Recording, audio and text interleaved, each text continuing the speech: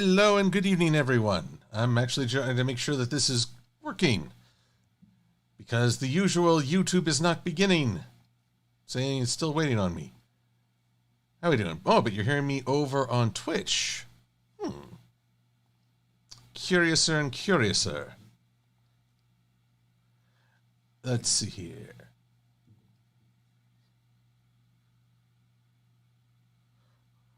So, pardon me as I am dealing once again with technical difficulties. That's just peachy keen. But in the meantime, allow me to offer some introductions. I'm joined tonight by my good friends, Thespio and Midnight Sonata. Hello! Hi, how, everybody? Oh, excellent. You can hear me on YouTube. Why is my YouTube not playing? Maybe. We had to refresh the page to... And plus, too, you said you needed to have, like, the sounds off on your computer as stuff was going on or something.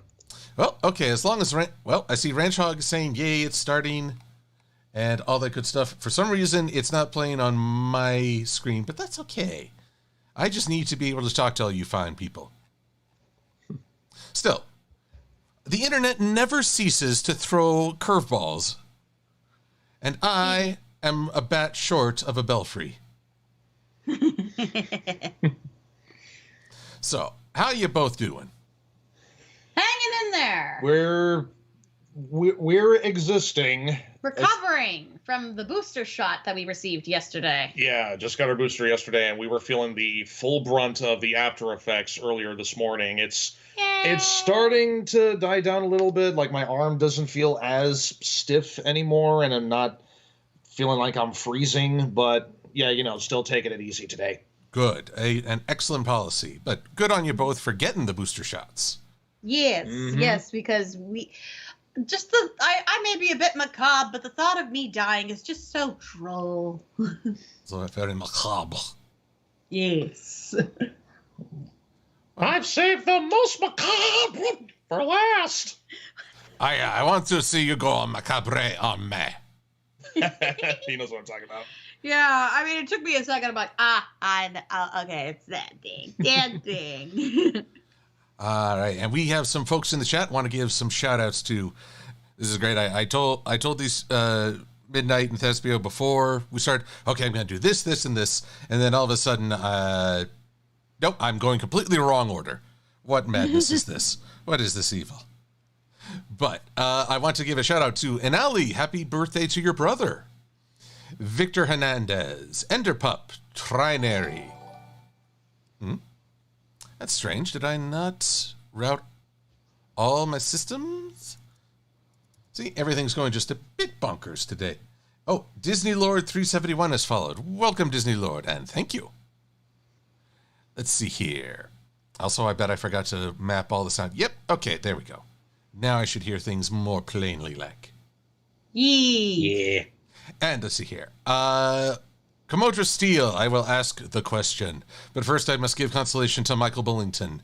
Had to do jury duty today. Michael, you're doing a great service to your community. It's just not the most thrilling thing. I'm wondering if this was the voir dire phase where they select the jury. Preston Cox cannot join us tonight, but appreciate the swinging by. Gojaline 91, good to see you. Trent Giron. And let's see, down the road, Cosmara Inspira. Good to have you here. And Katie the War Hero E2 Tank Engine 105. I think I need a gasp of oxygen just after that, but thank you for the birthday wishes. Ash Drake 26. I'm married to a tank?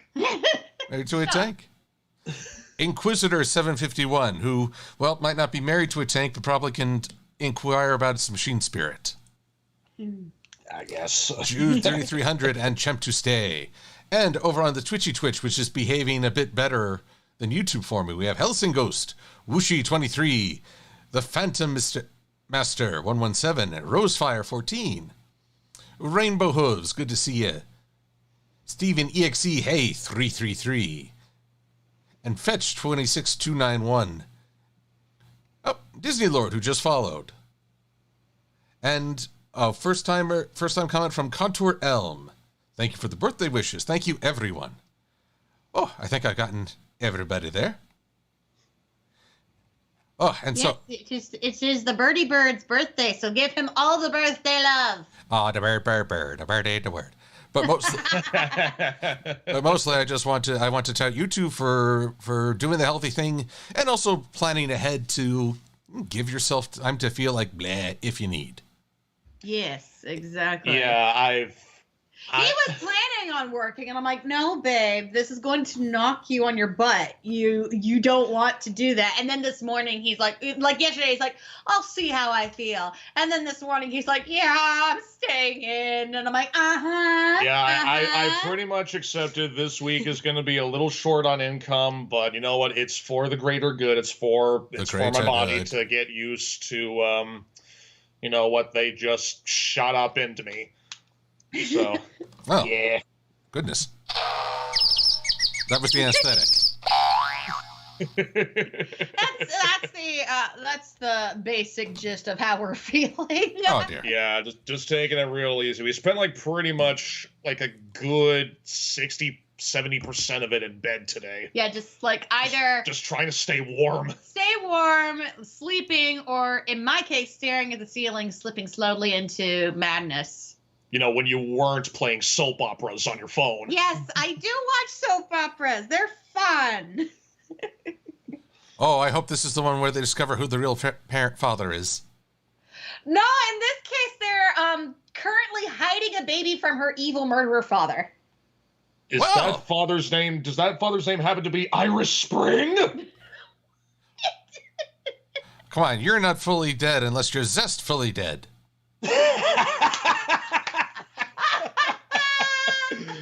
Oh, I remember those commercials being so out there, and clearly everybody did coke in the 80s. Cocaine's a hell of a drug. Now, I promised Komodo Steel I would ask this, so we start with our first question to the both of yous. Yes. Shoot. Well, okie dokie. The question to you all is, do you know about SMILE and its agents? Smile, I feel like that's a creepypasta, I think. I don't know if they're referring to Smile HD or some sort of Marvel spinoff. So I guess the answer is no. Probably not. Sorry. The answer is no, but the wrong answers are even more glorious. I mean, if anything, I'm kind of worried about how bad the bad things we conjure up when someone talks about Smile now. I know. Right? Granted, in my world, everything in the horror world, anything can be turned into a horror movie. Pretty much. I mean, wasn't there this one movie that James A. Janice did on Kill Count where it's basically a killer not Elmo doll or something? I think there was. I think it was one of his recent ones. I haven't watched it. Yeah, it was yet. a recent one, but I forget for the life of me what the title was. Yeah. Elmo knows where you live. I know that clip! That was one of my favorite clips of The Simpsons. I just think of that one sketch from Mad TV where it's Tickle Me Emo. There is no God. You hear me? No God. God. Oh, God. Yeah. Wow. And at this moment, Silver-Quill is regretting bringing on these two crazy people. What are you kidding? It's Silver-Quill. He's probably reveling in it. Yes, yes. You slather with your Elmo slander. I just took a sip of water and I'm trying not to spit it on my husband's new microphone. Please don't. I'm trying. I caught it in time. Wait, does that mean you would spray the audience, metaphorically? But it's... Oh, you want that? Okay. Yay! I mean, I guess that could be what we're doing, except we're not really Shamu or any creature from SeaWorld or anything like that where they have a splash zone. Nope. Or Gallagher. Nope.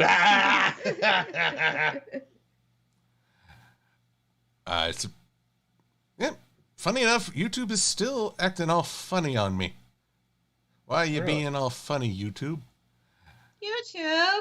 Why must you be this way? Okay, now I've got it. Now I had to actually go to my homepage and click on my own stream. This is no way to treat a star. You shall hear from my agent as soon as I get one. I will be in my trailer. Yeah, it's on my trailer, which is the closet. This is the 15th take. I cannot keep going on like this. I will be in my trailer. Oh, fun stuff. Very.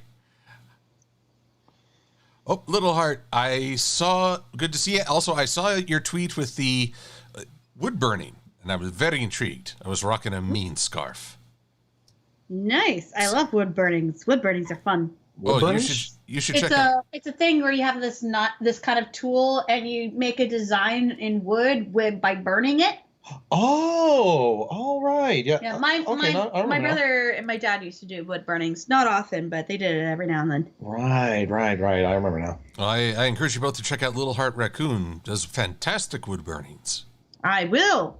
Little Heart Raccoon. Don't they usually have vendor booths at conventions? Because I think I may have seen their work. Just for the life of me, don't really remember exactly though. His mind is going. Well, mine's already gone because I'm a year older now. Me. Also, Yeah. Also, I want to give a quick shout out to Eric who donated through Ko-fi. Much appreciated. Thank you, Eric. Now let's see here. Over on Twitch, they're talking about kill count Mortal Kombat. So who did? Oh yeah. That was a new one that was just uploaded today. So I haven't had a chance to check that out yet, but it's one of those rare instances where he covers something that's not horror based. Not horror by definition. It's more of a video game movie. I don't know. I would consider Mortal Kombat Annihilation to be a unique kind of horror, just not intentional. It's more the acting. That's fair enough, yeah. It's more the acting that's terrific. Yes. Yeah. All right, let's see here. Champ to Stay would like to know, what are our favorite adaptations of A Christmas Carol? Ooh, that's oh my goodness. I mean, I personally, I may be one of the few people that will say this, but I mean, of course, Muppets Christmas Carol. Can't go wrong with that. Oh, obviously. But I have a soft spot in my heart for the Jim Carrey Christmas Carol. That's one that I've actually been meaning to check out. Like, I'm surprised you haven't seen that. I know, right? Me being the Jim almighty Carrey follower of Jim that I am, I haven't had the time to check out every single bit of his filmography. What is wrong with me? But yeah. Well, a lot of things, but we don't have all night for that. Yeah, true. Although, let's be honest, this is a tickling your horror fantasy when the ghost of Christmas Present bows out. Oh, yeah.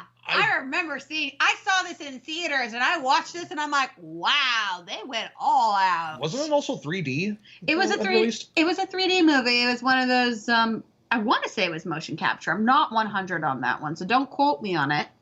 I'll have to look that up. All right.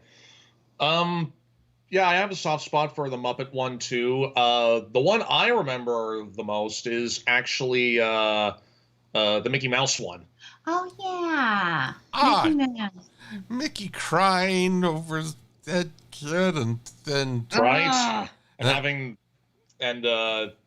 having Jiminy Cricket as the Ghost of Christmas Past, that was pretty neat. And then just have Pete be the Ghost of Christmas Future to say only one line. Why, it's yours, Ebenezer, the richest man in the cemetery. Yeah, that was trippy. That was dark. Very dark, but fitting. Yeah. It was, yeah. For me, it would be Scrooged. Oh, yes. Oh, yeah. That's the Bill Murray version. Yeah, Bill Murray, yeah. I've heard about that. Yeah, one of my favorite lines in there is when he was wanting to say, and the Christmas present is trying to get him to move, and she's very abusive. Oh, look what I have here! It's a toaster! And she just clocks him with a toaster in the face, and I died, and it was awesome. Oh yes, that's my favorite too. Like what do we call her? The toaster fairy? She just smacks the daylights out of him. She does. She's just so abusive, and I'm like, wow. I don't know how I feel about this character, but yay, cool. Yippee skippy. But if you ever wanted to take on a modernization, I feel like that did it best. Yeah, granted, I think so too. Granted, it's right now dated, very 80s-ish. Yes. Mm-hmm. Oh, goodness. Once again, Illustrator is just struggling with the sheer amount of grass I have thrown at this. That could be taken both ways. Oh, I'm also creating some shade. Hi and funny. Trinary.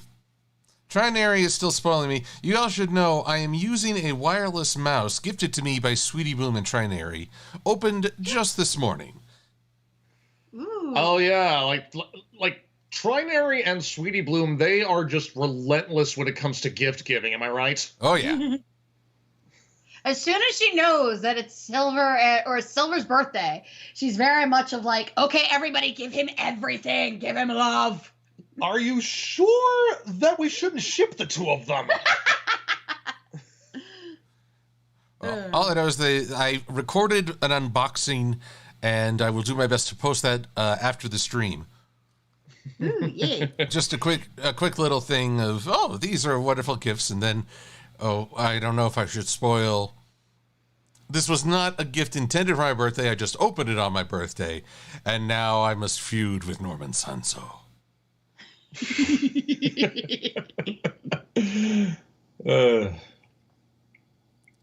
Oh, there's a Jasper Pie in the chat.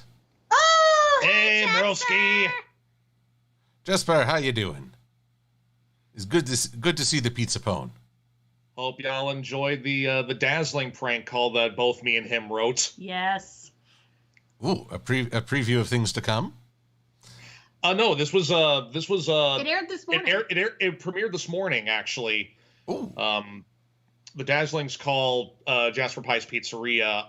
Both that and the one with Trixie, both me and Jasper wrote while we were road tripping to and from Everfree Northwest back in August. Yes, they both came back, and they're like, Katie, we have scripts to show you. And I'm like, oh, okay, cool. Yeah. Let's check it.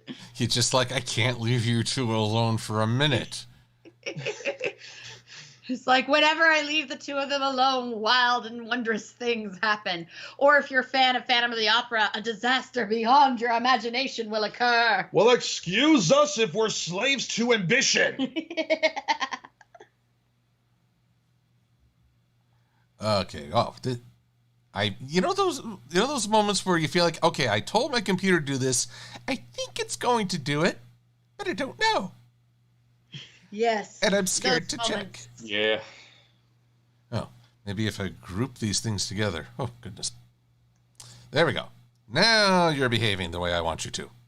For the moment. Yay! And save, because I do not trust this thing.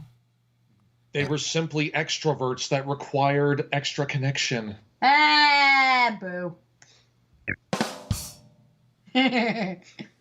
I would have settled for the booing crowd, but that works too. Well, I'm full of booster vaccine. I may not be well. oh, you hear that? He's full of the booze.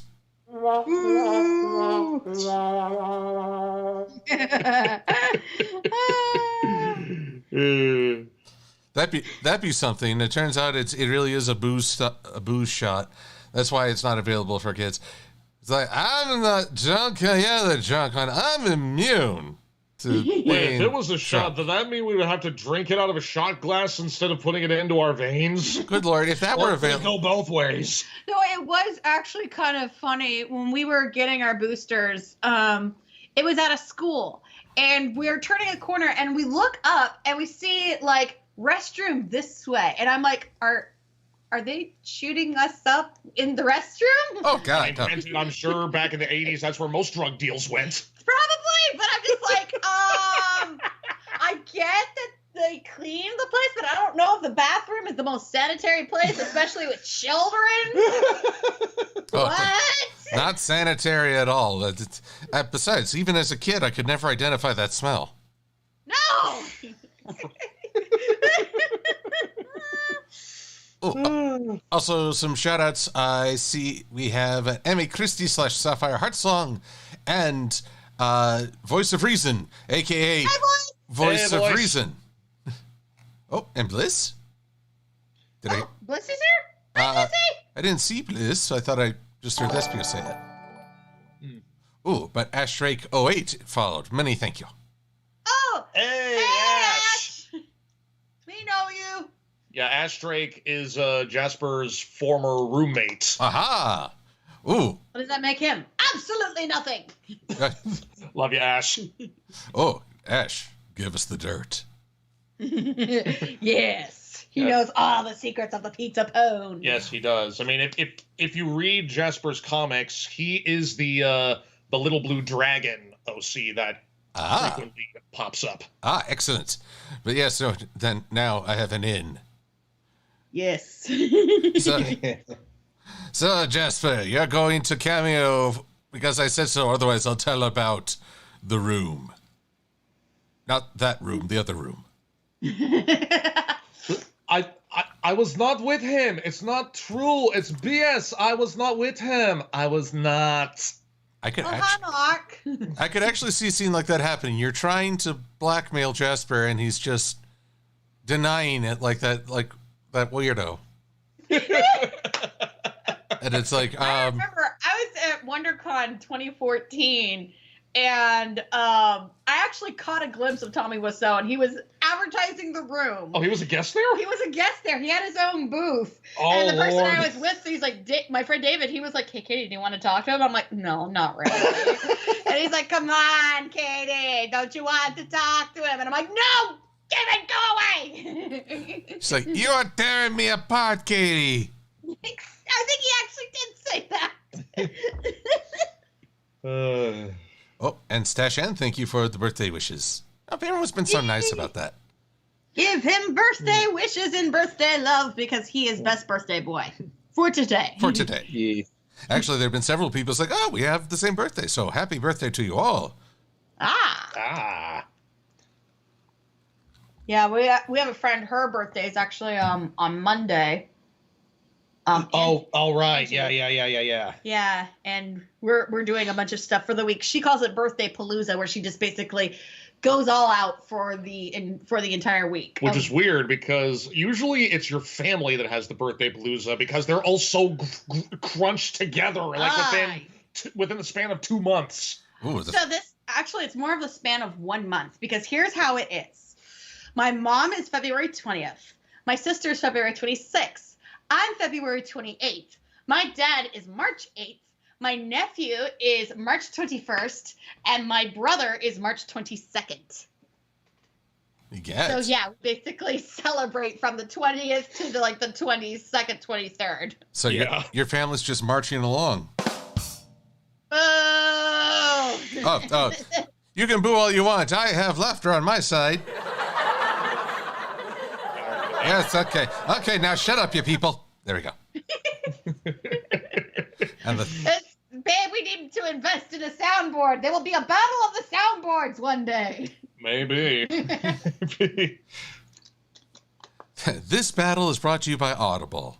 Audible. Audio that can kill you wherever you are.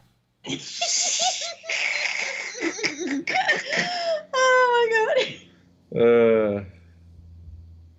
But yeah, sometimes it's interesting how we see all of our friends are just they're kind of birthdays are conglomerated together. Right. I know there's at least 4 people that we know whose birthdays are in June.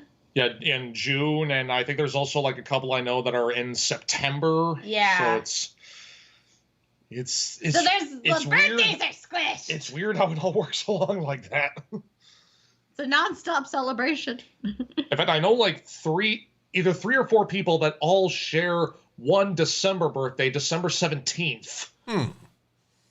See, that's in spitting distance of Christmas. That's gotta be rough. Yeah. Yeah. Nuts. Oh man, I'm getting the spinny beach ball of doom once again. It is time to transfer to a new file.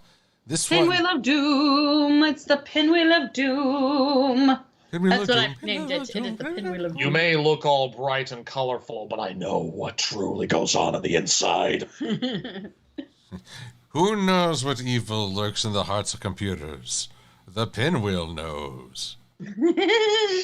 Pinwheel, pinwheel, watch it go round. You remember seeing what goes on inside the Pinwheel of Doom? Pepperidge Farm remembers. Pepperidge Farm always remembers.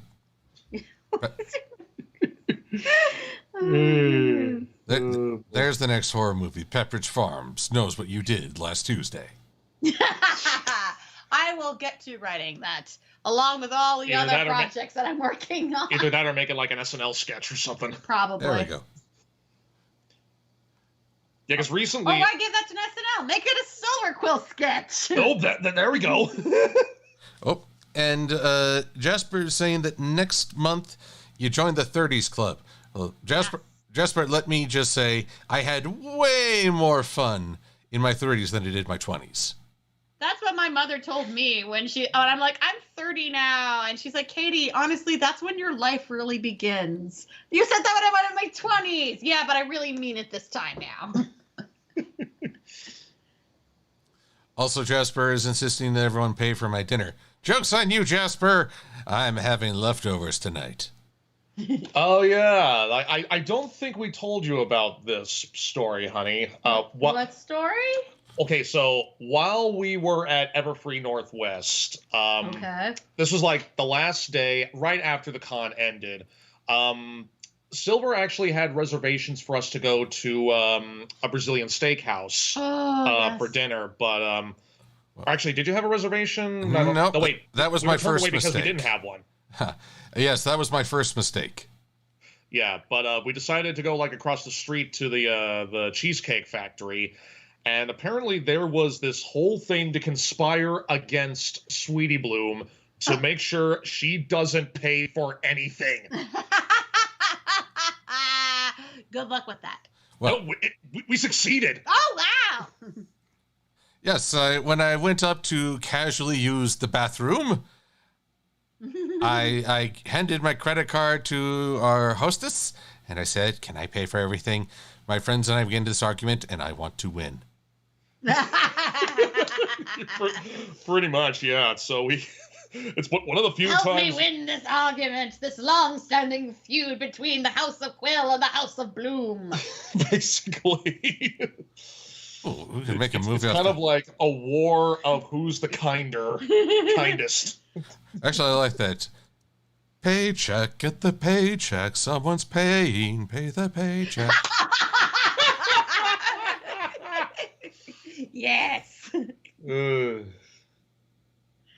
Yes. Found another Game of Thrones fan. Oh, Trina, don't worry. It is leftovers for my dinner. I had a wonderful lunch with my family today. Oh, yay! Nice. And tomorrow I will join my friends. Again, this time we put in reservations for a Brazilian steakhouse. So, that this time it will work. Yay! Mm-hmm. Now, I highly encourage, if you ever have a chance to indulge yourself, you could do very few things better than a Brazilian steakhouse, or as my friends and I call it, a protein fountain. Oh, yes. Yeah. Like the first Christmas you came to visit my family, babe, we went to that Brazilian steakhouse. Right. Yeah, we did. It was so good. Yeah, and For those of you who don't know what the Brazilian steakhouses do, they basically come to you holding meat on a platter and going, would you like some? Either a platter or a kebab. Yes. And you have a card on your table and when you flip it green, it means you want more meat. And when you flip it red, it means I'm done. It's almost kind of like a reverse buffet. Which makes me really sad because the one Brazilian steakhouse that is close by to us, it's at Universal Studios City Walk. It's been closed for like ever since the pandemic started, and it hasn't opened since. We need to find another one. It needs to happen, babe. It needs to happen. It may burn a hole in our wallets, but it is worth it. It's so worth it. Yes. Oh, believe me, it's delicious. And okay, there's just one piece of advice. Do not have the starter salad. It is a deception. Yes. It the is salad is a lie. The salad is a lie. I don't eat veggies anyway. My body actually will not allow me to, so Yeah. I'm safe. I'm still going to take you to a hypnotist one day. Good luck is all I can say. I don't. Well, hey, either the hypnotist cures, or you cluck like a chicken when your wife claps her hands. Either or, I guess. That didn't happen. You didn't hear that. You did not hear that.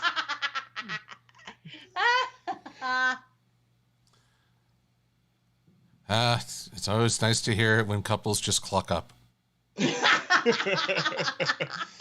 But yeah, it's the strangest thing. Like one of the last times I went to my dentist, they actually revealed something about me that actually may explain why I legit can't intake vegetables. I think they told me I have something called a geographical tongue, where the placement of my taste buds continues to rearrange every so often. I don't know how frequently, but I think it has something to do with either the taste or the texture. Because of it, that it won't allow me to indulge in veggies. Like, she was with me when I tried to have like a piece of celery one time, and it just would not go down. My throat closed up, actively refusing to let me swallow it. Yeah. Even though I was told it's mostly just water. Yeah. It's weird. It is really weird. I don't know how to explain it, but my dentist told me that could be something. And, I've been with them ever since I went from a kid dentist to an adult dentist, so I trust their judgment. So I'm weird. No, I wouldn't know anything about that. Clearly, no. Oh, no. But us normal folk can't possibly stand a geographical tongue. Now, does that mean I need to find it on a map? Find the location of my taste buds, maybe. Do the ones that detect bitter food go to the left side or more to the back this time? I don't know. I don't know. Maybe they hang out at Madagascar. Insert the new D&D campaign that shall be run by all the brony D&D peoples. And finding the right taste buds of the geographical tongue. The Lord of the High Elves hath commissioned you to find the tongue. But why do I feel like this is just a D&D campaign that takes place in the world of Osmosis Jones? You suffer a random encounter with a bicuspid. Roll initiative. Yeah. Oh, fun stuff. You must now traverse the aortic valve. It's being guarded by the molars. Not the molars. The dreaded molars. Permission to punch the uvula. Roll initiative. You punch the uvula. The entire party is expelled in one gag reflex. Campaign over. Everybody dies. Meteors fall. That's why I like to call it total party kill. Just a pick. Actually, we have to Pig Boss. Is that close? He's over on Twitch.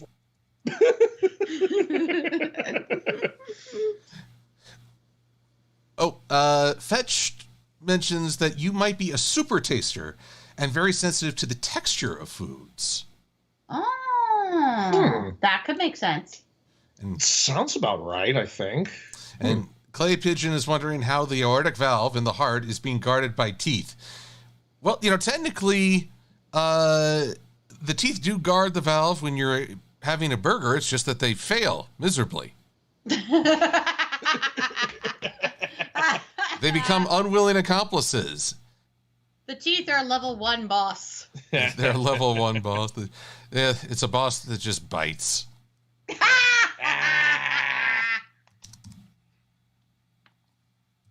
Now, let's see. There was a question from Champ. Folks may not know this. Trinary commissioned a beautiful art piece of my OC today, and it featured the Silver-Quill flag, which is a pair of wings and claws reaching up towards a crescent moon. It looks quite wonderful and shows my true Luna appreciation. Yay! Praise Luna. Oh, hey. I thought a Silver-Quill. I thought a Silver-Quill flag would be the Doom flag. Well, yeah, that's the obvious choice, but that's more of a world flag at this point. Yes. Fair enough. Like the Luna flag is the state flag, whereas the Doom flag is the country flag. The country of Quill. The country of we're all gonna die. Have a look out! Have a look out! Doom on you! Doom on you! Right now, all I can think of is the Doom thing.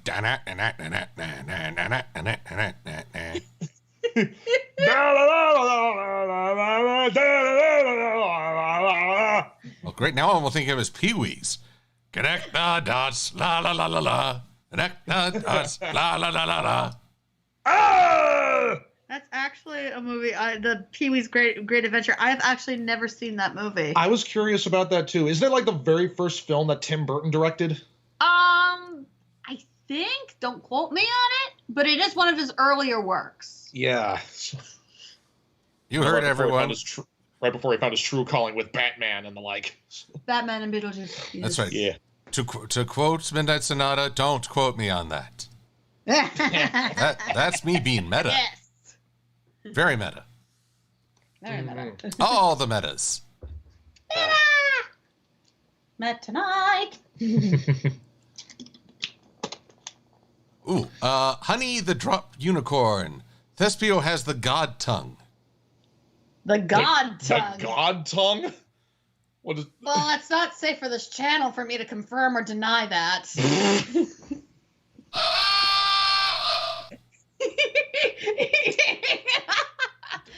I don't know. I think like what I consider a god tongue is one that has the ability to you stick it out and you're able to touch your nose. That to me is godlike. So that's not me.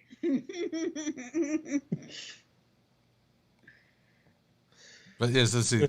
Oh, and there is a lightning bliss in the chat. Yay! There she is. Yay! The blissy bliss. Blissy boo. Yeah. Speaking of bliss, I have to thank her again for all the great animation help she did with what I premiered a few days ago. If you haven't caught up with that, Silver, my very late anniversary present to her, to my wife and the like. It was very sweet. Oh, then do you have a link? I will post it in the chit chats. It is. It just premiered this past Wednesday, I believe. Yeah. I basically did a cover of one of our songs. Funny enough, it's just well, a song that we consider our song because whenever she's feeling depressed or worrisome about everything going on, I serenade it to her. It's basically a horror movie icon parody of Backstreet Boys' I Want It That Way called I'll Kill You That Way. Yes, he serenades me with that song. Yeah, it's wonderful. Yeah, the original parody is by this group called the Merkins. Yes. Who do a whole bunch of horror icon parody songs, but this is the one that put them on the map.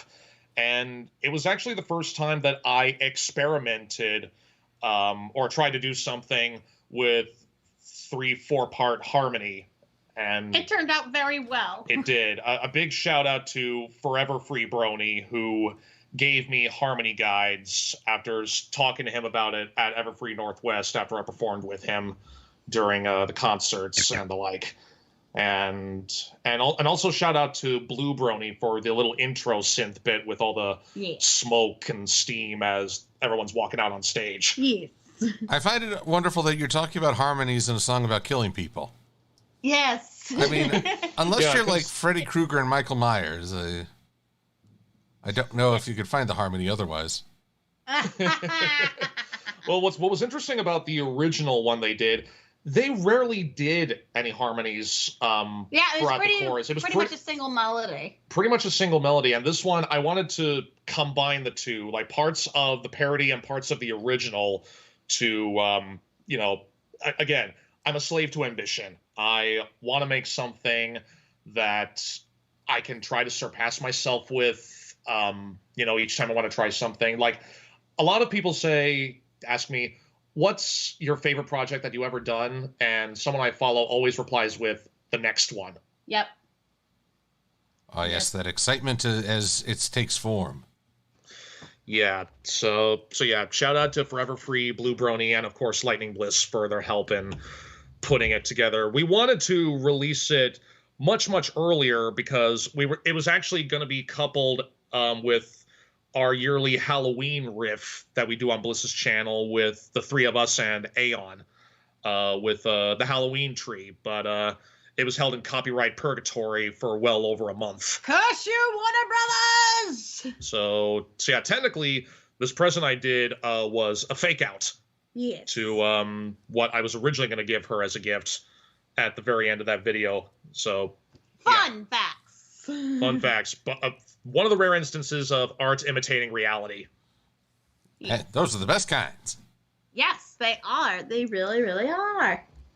So yeah, really glad to have released that. So glad you liked it, babe. And yeah, it was one of the most nerve-wracking things I've ever had to record, especially with you asleep in the next room. Thank you, thick walls. Thick walls, and I'm a heavy sleeper.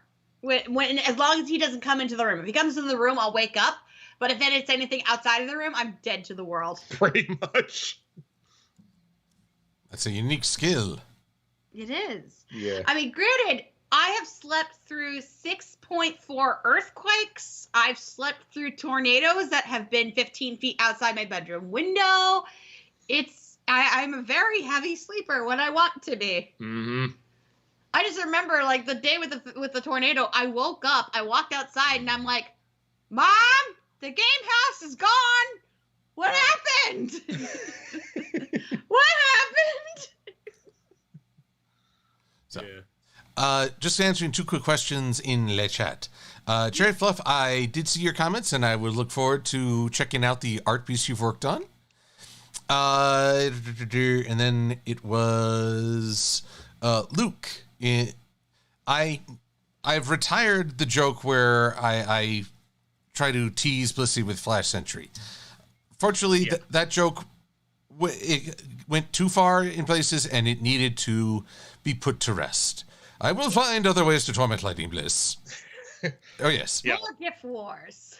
Yeah, gift wars. Those are always fun. Gift wars are fun, and I just need to give her a proper reason. Yes. Emphasis on the re. No. Hold on. You said it wrong. It needs to be like, I need to give her a good reason. There you go. Make it like Dio. Exactly.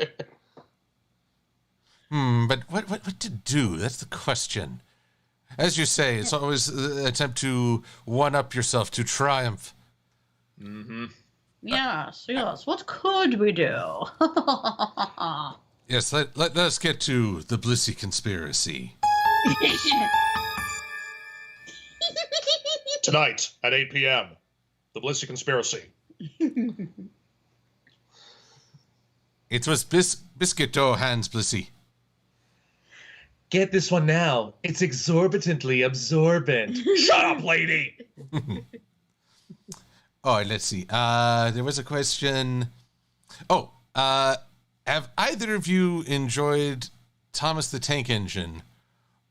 Or seen... That is more... That's more me. That's not a question for her, but I'll just keep it brief.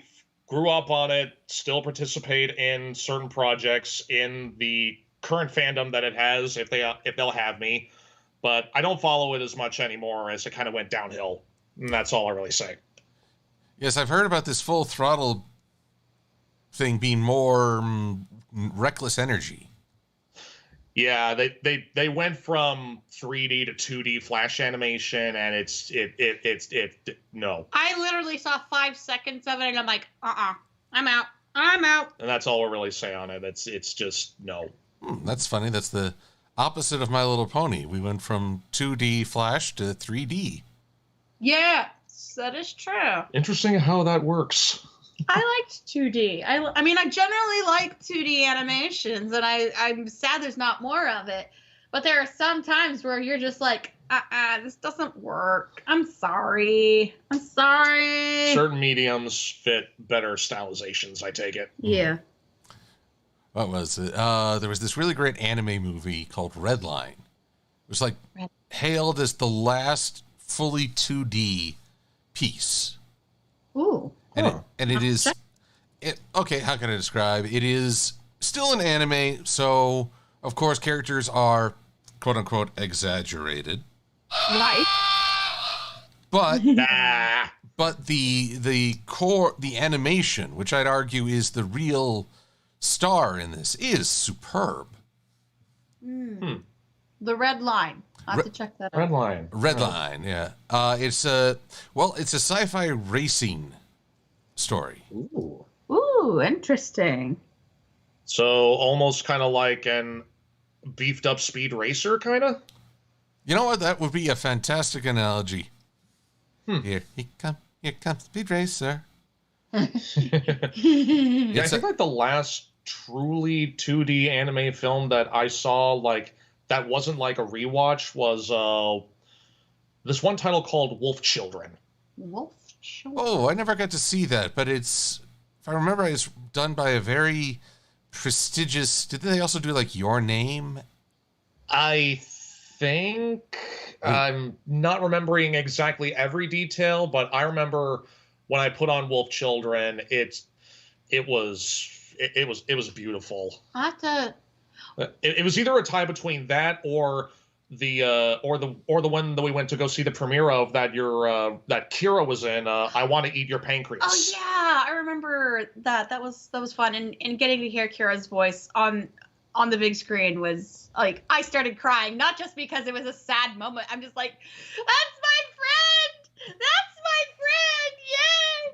And also a big shout out to her. It's just been announced she's the voice of Jolene in the Joestar series, in the JoJo's Bizarre Adventure. JoJo's Bizarre Adventure, and that as long as I have known her, that's been like a dream role of Kira's for like the longest time. Extreme dream. And like she actually posted on her Twitter the other day. She's like, people want me to do like this New Year's 2022 what I want to happen, but what happens when you've already reached your goal? I'm happy now. And I'm like, yeah.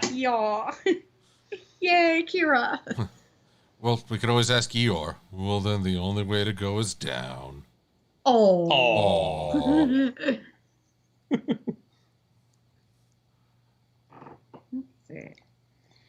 And let's see here.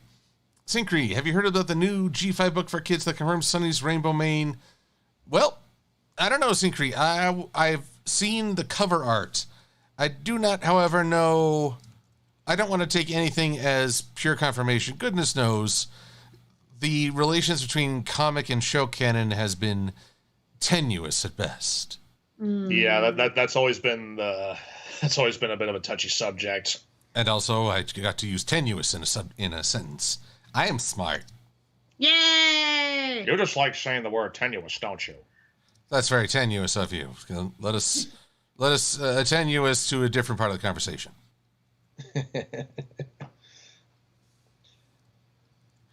And let's see here. What's the best Thing movie you've seen? Best Thing movie? Are they talking about like John Carpenter's The Thing? Yes, I believe so. I actually can't watch The Thing because oddly enough, I like the only type of body horror that I can stand is werewolf films, but any other type of body horror, it makes me, it's not that I don't like it. It makes me physically ill. Like I physically feel like I'm going to throw up, and I'm like, I can't do that to myself. And so whenever like my gag reflex will literally start activating, and I'm like, oh God, I can't do this. Yeah. So I can't watch The Thing, unfortunately. I know it's a classic. I know it's based off a book, and I know that it would be awesome to watch, and it's pretty well done, but I just can't do it. Yeah, as much of a horror fan as she is, there are certain subgenres that just make her physically sick. Like I can't even watch the House of Wax remake, and it's not even the gore that bothers me. It's the way that the film is colored. Like I watched it years later because I'm like, well, I was 13 when I first saw it. Maybe I've changed, and then I'm like, sitting there and I'm watching and I'm feeling sick and I'm like, what is it about this film? It's not even a gory scene. Then it clicked. I'm like, oh my God, it's the color. I'm being affected by the way the editors colored the darn film.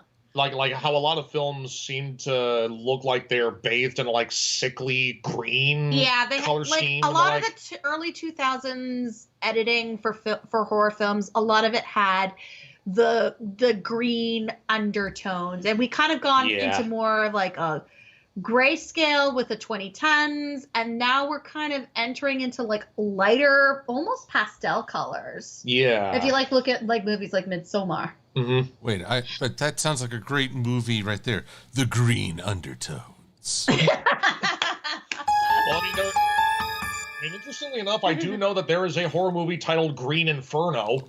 Yes. Which is what was one of the TF2 episodes was also named, coincidentally enough. So burn, baby, burn. Green Inferno. I want to say that was a Stephen King story, I think. I think Green Inferno? so.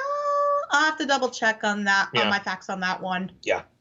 Well, there is a Thing movie you could see. It was like a black and white movie, had nothing to do with the short story Who Goes There.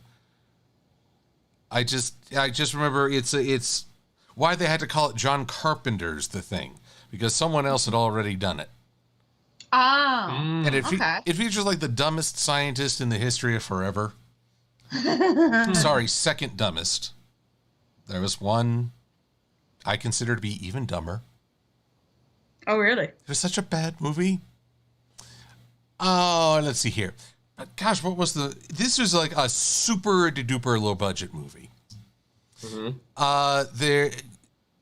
This team is in Antarctica in a subaquatic base, trying to deal with these aliens that are trying to melt the polar ice caps. And yet What? Yes, they are trying to terraform Earth to make it more hospitable to aquatic aliens. Huh. Which raises the question of how they even got here, but This sounds like one of those low-grade B movies like Megalodon 3 or something. Oh, it wasn't even that fun, so fun to be. But the thing that kills me is that this female scientist, she keeps looking around with like this sense of wonder and awe. She's like, we can learn so much from them. And I'm like, lady, they're trying to flood the world. They're trying to kill you.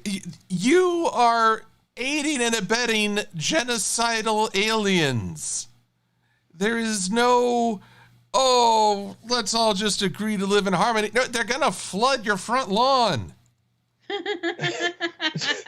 Okay. These are like the worst neighbors in all of the universe, and you're helping them.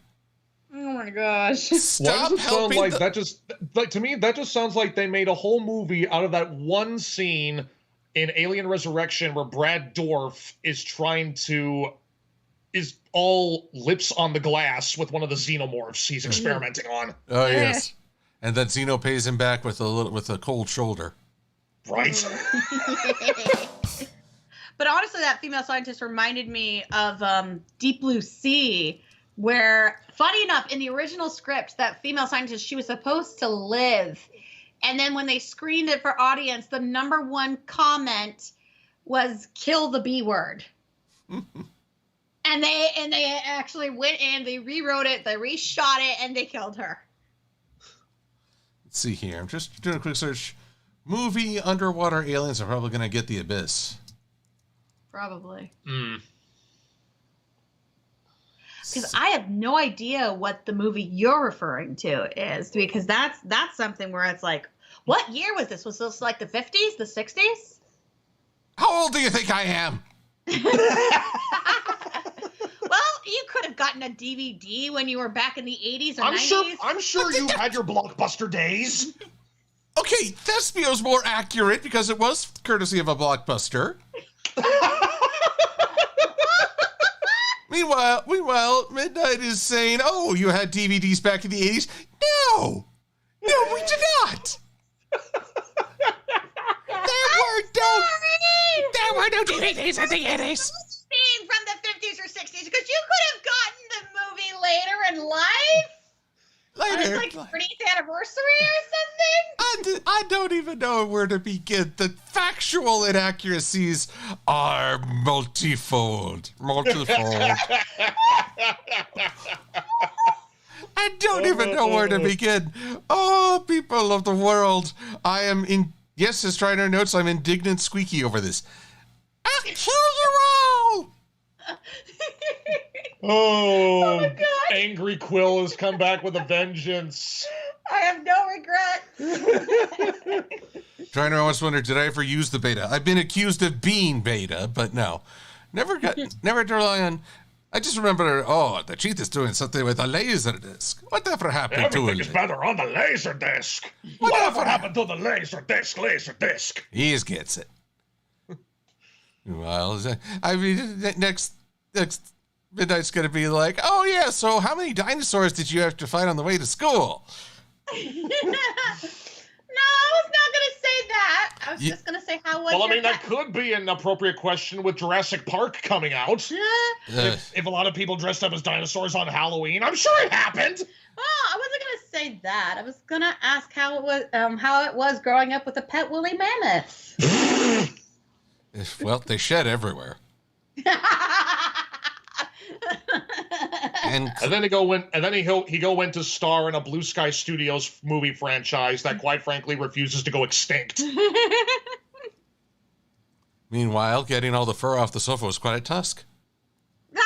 But it's... I am funny. Oh my God. All right, now let's see here. You're a subset. I'm using Jasper's words, says Fetch. Oh, dear. Wait, if I get mad, does that mean I just turn into Jasper? Does that mean if Jasper gets mad, he turns into me? Or what is it? You have entered the Twilight Zone.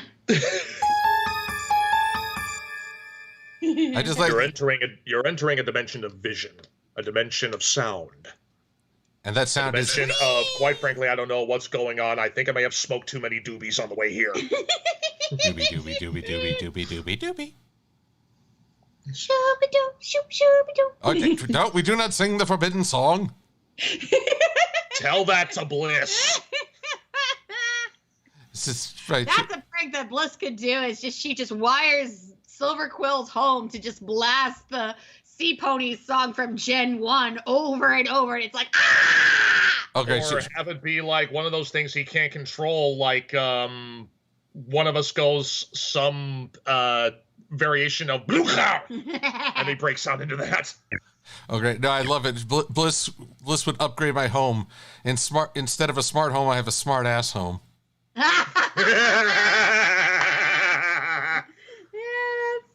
Take notes, Blissy, if you're in the chat. Take notes. Just like, damn you, Blissy! You have the ammunition now. Use it wisely. Or not wisely. In this case, it would be the most unwise thing to do, but so enticing. You have chosen funny. I don't know if it's wise or not, but it's funny. I'm laughing my ass off. My immortal ass.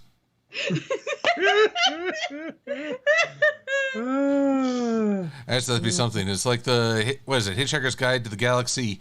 The doors sigh every time you go through them. They're so happy. Mine, they just play that damn song. I'm just reminded of that one scene from The Labyrinth with all the faces. Beware, beware. Oh, shush. Oh, come on. I haven't done it in so long. Fine. Okay, fine. Beware, beware. It's weird. I'm just thinking of The Simpsons with the book doing the same thing, and Bart slams it. Ow, ow, ow.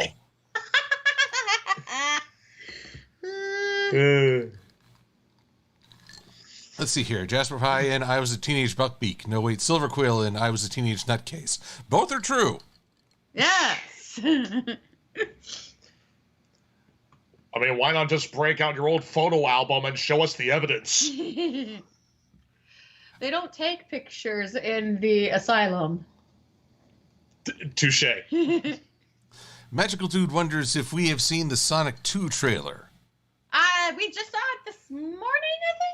Actually, no, I think it was last night. Last night or this morning, one of the two. We know it premiered during like a convention of some sort, I think. But yeah, we saw it, and we're pleasantly intrigued. We are pleasantly intrigued. We still have yet to see the first one, but just out of morbid curiosity, we may indulge, mostly just because of Jim Carrey. Yes, Jim Carrey is amazing. Jim Carrey brings the biggest life to that. Ugh. Yeah. Now, I will admit, I'm not really big on the Sonic movies myself. But this one looks more like it's true to the original Sonic spirit. Even though though it's I mean, the fact that they have Tails there now. Tails and Knuckles. And Knuckles. Yeah. Though it's still the whole in our world thing, which I guess it's both cheaper to produce and perhaps more relatable for non-Sonic fans. Yeah. I guess. But I've never been a big fan of in our world stories. Yeah, I can see that. I mean, fair. It is an acquired taste, and it does have to be done well in order for it to work. Though I wonder what it would be like if it were to solely just be a CG animated movie, like nothing being live action. It would definitely be more expensive. Isn't that what the Mario movie is going to be? Oh yeah, true. Yeah. Illumination is getting all on that. I'm starting the whole Chris Pratt is in everything meme. Oh, good Lord, yes. Chris, I love it, Star-Lord. You make me want to dance through alien ruins, but come on, give your vocal cords a rest. I'm more intrigued as with Jack Black as Bowser. Right. Oh my. And it's actually funny because I thought he was retiring after Jumanji 2. I guess that's no longer the case unless he's just retiring from live action films. Maybe. Honestly, I'm still waiting on the Jack Black Bowsette fan art. Oh, yes. Oh, yeah. Let that be a thing. Artists, to your tablets. To your tablets, go for it all. Or maybe, or what if this was the ultimate twist? We still have Jack Black as Bowser, but Cage as Bowsette, and it's basically an animated Tenacious D reunion. Yes. Yes. I approve. And Wushi over on Twitch wonders if Thespio and I have watched Computer Warriors since the MST style riff. Oh, since the riff we did of it, if we watched it since then? Yep. No. I have not watched it since the riff. Yeah, I can't say that I've had much nostalgia to go and watch Computer Warriors again. There's a different kind of Computer Warriors right now that's called Twitter. Ah! I mean, the only time I've ever went back to Computer Warriors was actually inputting a little tiny Easter egg in the audio for part 6 of Red vs. Blue. Oh, right. When everybody is fighting all the robots. We have like one where like it's like experiencing a minor disorientation. I think that was everyone's favorite moments of that cartoon. Yeah, or like correction, partially functional. Yeah, I had to grab a few things from there to intertwine with for that specific part, because I know it was an all-out war, and there's only so much that the TF2 sound files can provide me. I need to mix it up a bit. I'm waiting for the C-3PO voice. At some point, C-3PO's got to make an appearance. Actually, I have not considered that. Actually, they're the R2D2. Woo! Oh my God! How did I not think of that? I need to write that down. This is why you have me around. I give you inspiration for horrifying ideas. She does. Ooh, she does. She is your muse. I am. Yeah. In fact, it was actually her that suggested that one instance in the same part where Weird Al stole your waifu. I had to pick some sort of Weird Al song where it's like, no one will ever love you. Yep, I was the one who suggested that. I'm like, use this song, but cut it off here. Yeah. It'll pack more of a punch. Exactly. And I'm like, please, baby, just trust me. And he did, and it's beautiful. Yeah. Another thing. I saw Jasper put in the chat, the Krang. Oh my God, the Krang! You need to add the Krang into there at some point. It's like, robots are those that are coming to this place. I lack that knowledge, Heavy Bot. I will inquire of Sniper Bot about that knowledge. Actually, funny enough, while I've been working on editing my next video, I've had the 2012 Ninja Turtles playing. Oh wow! So yes, I've been listening to Krang all week. They are just the best villains to listen to next to Shredder. I look Karai's comment. You're not doing anything for the rest of the day, are you? Because this idiot's going to go on forever. The ones known as Krang are here in the place that is now known as Earth, which will soon be non-Earth. Thing. Because I was basically very when Will introduced me to the 2012 Teenage Mutant Ninja Turtles, I was pretty. Oh God, I'm gonna get so much flack for saying this, but I gotta say it because there's no other way of saying it. I was pretty green to it. Thank you. Now I'm gonna go die, but I feel myself slightly dying after that. But that was basically my first real introduction to Teenage Mutant Ninja Turtles. Same, actually. And because Joey's like, Katie, we gotta watch this, and I'm like, okay, let's watch it. We need to pick up from where we left off. It's been years since we've touched it. Yeah, and I basically watch it because Sean Astin's in it, and I love Sean Astin. He's like, yay! Yeah. Bob, why? Why, Bob? If you've watched Stranger Things, viewers, you will understand. Bob! Yes. Oh, Bob. Well, I will caution, the third season does have an homage to The Thing, and it does feature some body horror. I don't know. Oh no, we've seen the third season of Stranger Things. Yeah, it's great. Oh, I meant Ninja Turtles. Oh, for Ninja Turtles, not for Stranger Things. Oh, okay, all right. Noted. Okay, noted. But since it's a CGI cartoon thing, it's not as bad as because it's not live action body horror. Yeah, live action body horror sends me over the edge. Cartoon body horror, I can stomach, I can sit through. I'm just reminded of this one quote from Big Mouth. I mean, maybe if it's animated, we could get away with it. Yes. Oh, but actually, okay. This was a thing in the 2012 Ninja Turtles.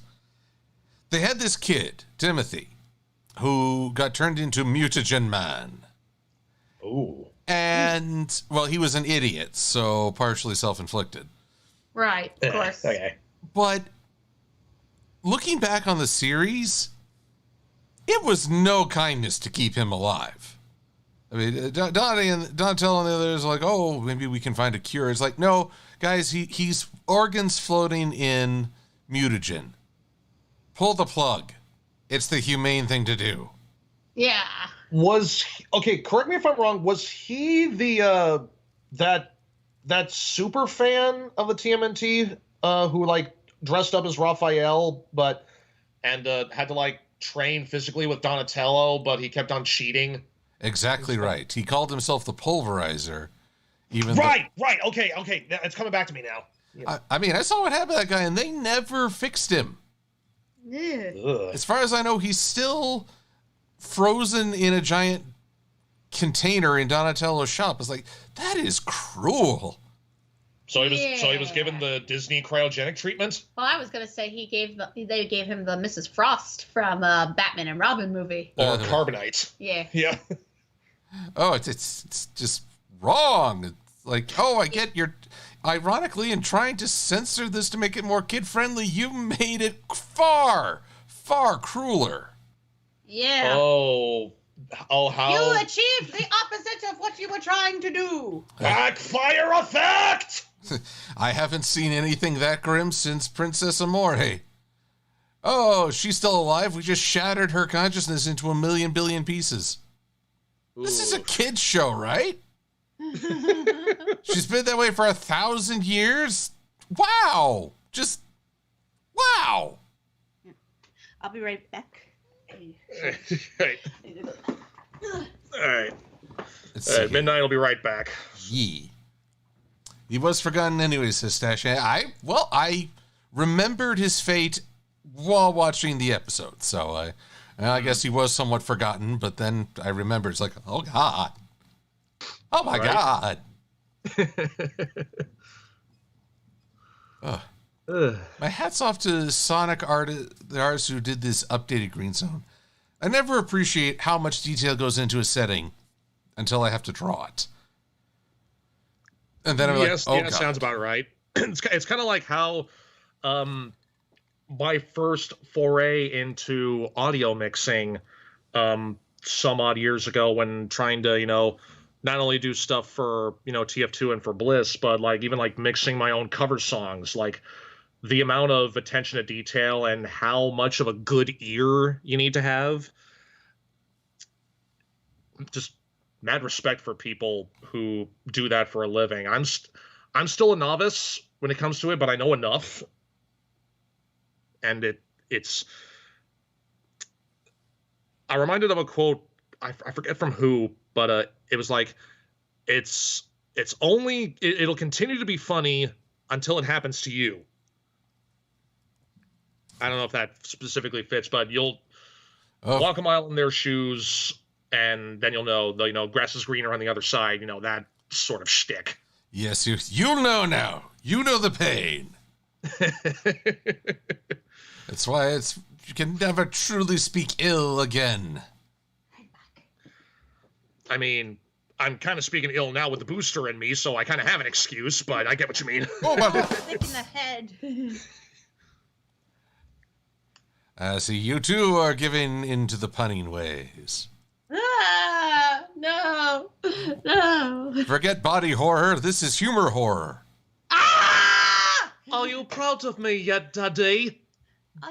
God, now just hearing that just reminded me of freaking Doctor Who. Are you my mummy? That was a freaky episode. Are you my mummy? Can I call you Dadu?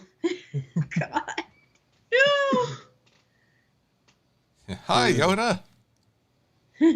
Now I have Earth Cooties. Earth Cooties. Ah. All right, Sibs, it's a foreign film. I also know Cooties is a horror film that has Elijah Wood in it. That was a fun flick. It's interesting to say the very least. Yeah. Ooh, interesting. That's another way of saying this sucks. No, it's actually not bad. You just have to expect, okay, this isn't Zombieland levels of self-aware, humorous, but of humor, but it's still there's some stuff in there that's not bad, and it's like, oh, this is pretty well thought out. This is pretty good. Yeah. And also all the more reason to check your chicken nuggets. Yes, it's another reason why I don't do McDonald's. Well, I will admit their Egg McMuffins are strangely tantalizing. I prefer Dunkin' Donuts Egg McMuffins. Little egg muffin and all that fun stuff. Stuff. That's me curbing my language, making sure I don't cuss. It's like stuff. You kind of going like Jim Carrey Grinch there. Want to spend a little quality time with this stuff. Yes, exactly. Although I will curb my language when I need to. Though I will always fondly remember that same night where I snuck the dinner bill on everyone. Ah, yes. We then adjournamented back to my room, giggity, and had the best game of Prance I think I've ever played. Just because, oh yeah, we played. That was the most recent one from Everfree, right? Yes, yeah, Okay. I did take a bit of video to show you, and yeah, it was. I mean, it was it was just total venting. All the running around, getting ready to go here, do this, do that. Then suddenly you're with friends in just this high energy, ridiculous game, and. Yeah, just letting off as much steam as you can. And boy, Bliss was like, "Oh, how much do I need to check my language?" And I cussed up a storm to put her at ease. Yeah. I was almost tempted to FaceTime you and say, look at all of this. Yes, I'll be able to go this this year or next year for Everfree. I'm excited. Yes. Yeah, Everfree is a convention both of us will be heading to. And I know she won't be going, but I'm also going to be going to BabsCon. Excellent. The convention that is known as the Everfree Convention will be hosting a convention in Everfree. I believe the place this convention will be held in is a place that is known as Seattle. That is the name of the place that it is taking place in. Krang is out of touch. The place where the convention is taking place in the time that is later is known as Bellevue. In Krang's face. Yeah. But yes, it'll be my first time going to Everfree, actually. He's been trying to get me to go to Everfree since we started dating. Mm-hmm. And just something or other has come up where I have not been able to go. And now, and not only is it later in the month of August, because normally it fell on around the same time as like another convention that I like going to here in LA. And I'm like, I don't want to miss this convention, but I want to go to this convention. She mostly prefers that convention because it fits in with her branding. Yes. Yes. And Midsummer Scream. Yeah, Midsummer Scream. It's a horror convention in Long Beach, I think. Yeah, Long Beach. Yeah. Someone was mentioning that over on Twitch, Midsummer Scream. Oh yes. Funny enough, a question from Disney Lord 371. What is the scariest thing you've seen in Doctor Who? I have not seen much of Doctor Who, unfortunately, though I do recall when we were at a convention once and we were sort of marathoning a few episodes in one of the rooms. The Weeping Angels gave me the jitters. For me, it would be turning the guy into an ood. That's probably the scariest thing I've ever seen. I was like, whoa. You know, you sneeze your own brain out. For me, it's Steve Moffat's writing. Good Lord. Orphan 395 or something like that. That was just... Yeah. Bad writing will always be the scariest thing. Now, there is the old Doctor Who, which had a human-eating chair. That was unique. That's a unique kind of monster. Granted, they've got unique monsters, period. Indeed. Yeah, from what I've seen, that checks out. Yeah. It's legit. Mm-hmm. Goodness, but the scariest of Doctor Who, genuinely. What's the scariest thing? Trying to think. For me, usually the death of individuality is the scariest thing for me. So there was a episode called Silence in the Library. That was a really good horror suspense. But we also featured how it was, quote unquote, saving people. That was also quite terrifying. Oof. Yeah, that's always creepy when they're like, this is for the greater good. I'm not doing this because I'm evil. I'm doing this because I'm trying to save you. That's always... Kinsu of Dragons, I'm afraid I have not seen JoJo's Bizarre Adventure. Yeah, neither have I, though my... Kira is... I feel like with the accomplishment that Kira made, I think you have to, just out of obligation. I have to like her season. I'd say whatever season Jolene is in, that's the season I like. Yeah, just like how you had to have an obligation to watch that new Inuyasha that she's in. Well, I like Inuyasha in general. I was probably going to watch it even if Kira wasn't in that show. But it helped that Kira was in that show. See, my friends Cruella Cocaine and Chrysalige Bloodborne, they are passionate JoJo's fans. And so it is a whole other language as they talk about stands and vampires and diamonds are forever or unbreakable. They're unbreakable. And I'm just like, what are you saying? Someone help me. I don't understand. And so eventually I just have to give in and watch so I can have a conversation with my friends again, which is also the rhetoric behind being able to watch Hamilton so I can talk to Sweetie Bloom. Oh, yes. Makes sense. Hamilton. Yeah. Let's see here. Darth Revan wonders, have you seen Empire of the Ants? Empire of the Ants. I don't think I have. It is. Sounds intriguing. It is a. Doesn't sound like It is a giant ant movie similar to Them. Oh. Okay. Okay. We're talking classics. Ah, classics. Oh. Before Silver was born. Yes, there was a time. I think it was when Aslan wrote the ancient laws, but you know. Deep magic from the dawn of time. And then Silver-Quill. It was like 10 minutes later.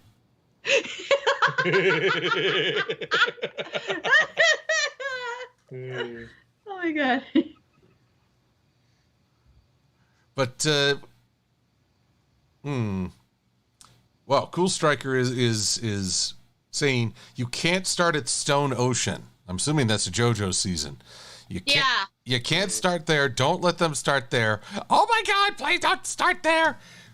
I am sensing the thing is, I panic. have to watch some clips of it because it's Kira. I can't. She and I have been friends for like about 8 years now. I can't. But be careful if you're friends with Kira. Write your name in the Death Note. I'm funny. Yes. Yes, I am. Oh god, that just also reminded me of like back in the day when I was still a bit of a weeb. That I met another girl who was an even bigger weeb than I was, and she had a nickname that everybody knew her by, and we're like, okay, cool. And she's like, "What's my?" And I'm like, "What is your real name?" And she's like, "I'm named after a famous serial killer." And I'm like, "Jack? No. Gary? No. Jeff? That seems," because this is a girl that I'm talking to, and I'm like, that seems oddly cruel if they named you Jeff. And then she's like, "No." And I'm like, "Okay, what is it?" She's like, "Kira from Death Note." And I'm like, "Oh, that kind of serial killer. Oh, okay. Okay." I'm just wondering. I was named after a famous serial killer, and you say Gary. I'm thinking anime. All I'm thinking of is Pokemon Gary. It's like I knew his rivalry with Ash drove him too far. Became the first Pokemon serial killer. Yeah. I mean, I wouldn't put it past him. I mean, the running with Mewtwo just drove him over the edge. Okay, I can see him. Keeping Misty in a well. It puts the lotion on its skin, or else it gets the Psyduck again.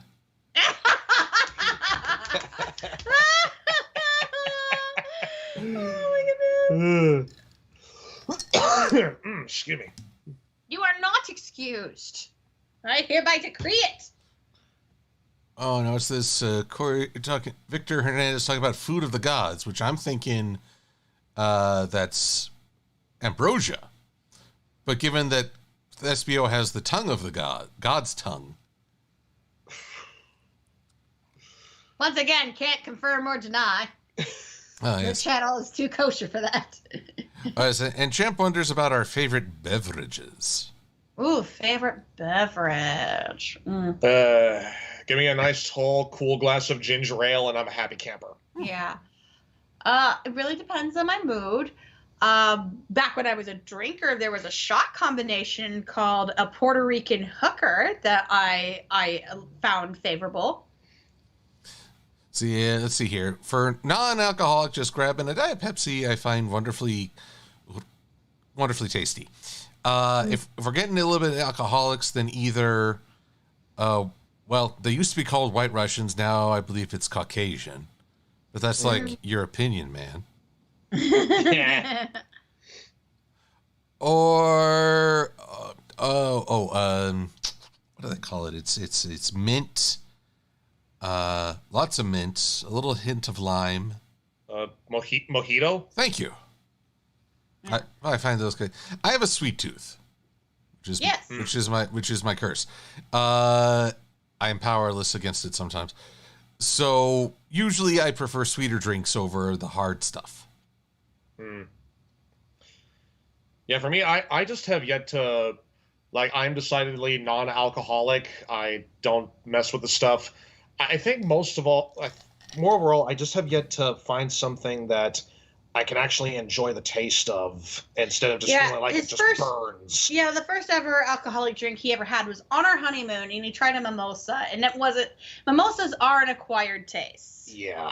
Yes, that's orange juice and champagne. Champagne. Yeah, champagne's too bitter for me. I like champagne. I like that. I also I'm like back when I was a drinker. I love saying that. It just sounds like such a reformed alcoholic when I say that. Back when I was a drinker. My big thing was sweet wine, like Riesling. Like German Riesling was my favorite. It was known as dessert wine, and it was so sweet. And I'm like, ooh, I like this. You know, I realize as I'm working, no one can see the gradient window I'm manipulating. So hopefully this is changing views for you. But this is one of the things I don't understand about Restream or Streamlabs and its odd choice of what it shows. Still haven't quite ironed that out yet. Oh, that reminds me, a quick shout out. Little Heart, I have seen your questions on manipulating cutie marks to reflect the angles. I will answer that in my next Luxdraw video showing how I do what I do. Because it's easier to show than to explain. Yeah, because sometimes words can't really do it justice. It has to be visual. Or show, because I can't tell what's going on. What is going on? I am so confused. I have several questions. Actually, oh God. Whenever I hear that phrase, what is going on, I always flash back to the same cartoon moment. It's The Tick, the 1990s cartoon. He has just been hit in the face with what looks like a dog in the rainforest. Okay. And he's in a plane. The enemies have just catapulted what looks like a dog into his face. And he's just like, what is going on? The savages are shooting dogs at us. Well, maybe not apropos anymore. It's just like, that whole scenario sticks in my mind. If ever there was a phrase you could never utter, the savages are shooting dogs at us. It's like, where else can you make that work? Nowhere. Savages, bow wow wow and woof woof. Yeah. Oh God. Yeah, I've been hearing a lot of things back and forth about certain shows like The Tick or Earthworm Jim and the like. I was a very sheltered kid in the 90s, so I didn't really expose myself to far too many shows. So I have much to learn, but I have seen like a couple of clips of Earthworm Jim show up on my feed, and I am intrigued. It definitely does seem like it has humor right up my alley. Oh, I think it's magnificently funny. Yeah, so I know that's...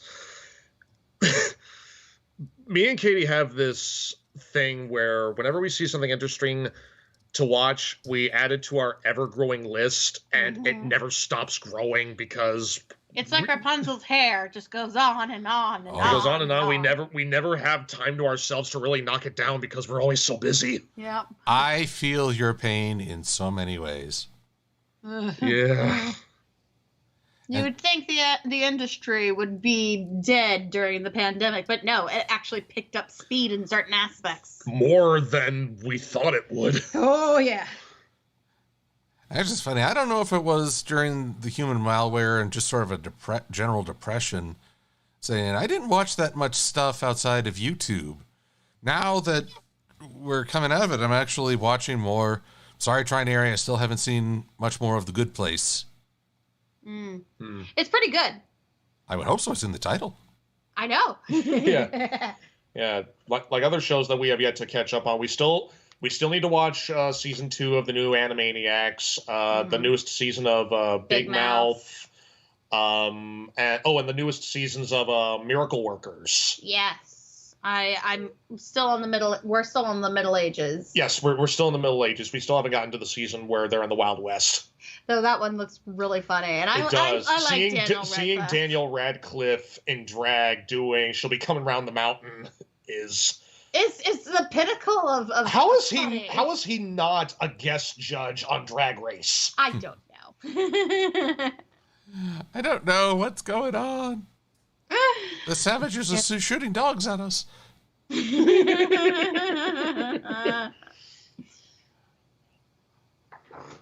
Although Earthworm Jim, I always fondly remember that, mostly for how regularly the heroes screamed as they were under attack. They're the opposite of, the go forth. Or was it Jim's on a quest to rescue the princess? Unfortunately, none of them are the ones he's actually looking for. It's like the whole galaxy is just rotten with damsels in distress. It's like, if she doesn't have little wings and a weird name, I'm going to start shooting. Why does that sound like some sort of Hitman versus the little fairy from Zelda? Hey, listen. No. Hey, listen. Hey, shut up! I remember it was either IkiCon or A-Con. It was this anime convention back in like 2008, I think. And they were doing sketches. And there was this one sketch where Link and I can't remember what the other girl from the ranch is called are trying to hang out and be romantic, and Navi just comes in and just ruins everything. And finally the girl just yells, "I don't believe in fairies!" And Navi dies, and Link is standing there, goes, "I can't believe it. After all this time, that's what it took to shut her up." I'm free, I tells ya. I'm free. Hello. Dang it. Hello. Yes, that's still the surefire way to annoy my friends, is just to start quoting Navi.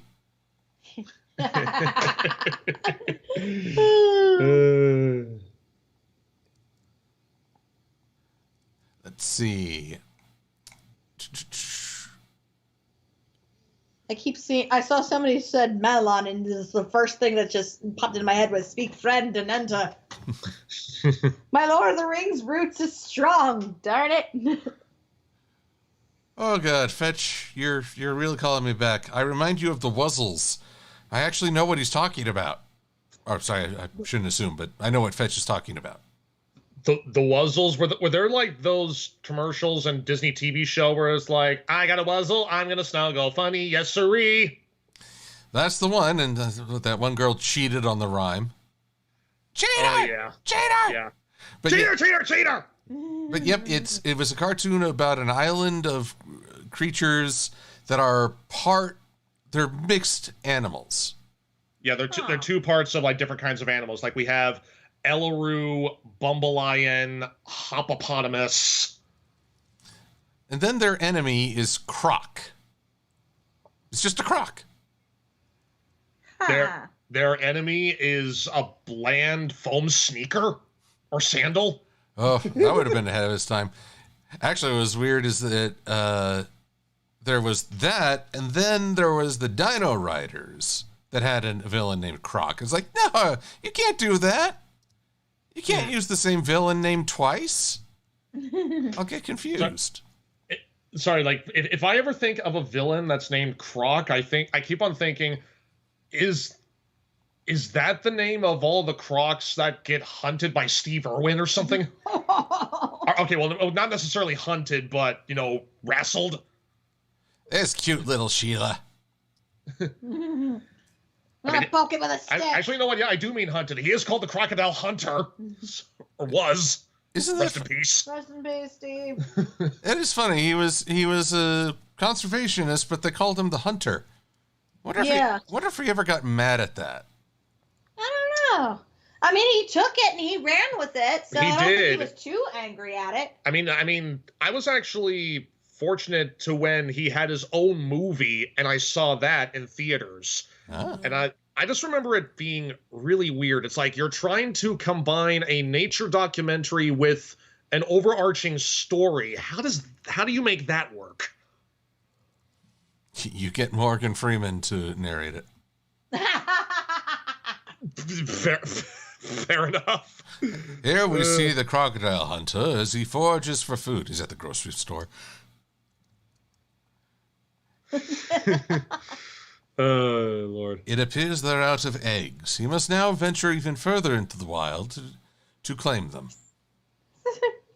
Cracky! Contrary to popular belief, I don't actually eat croc eggs.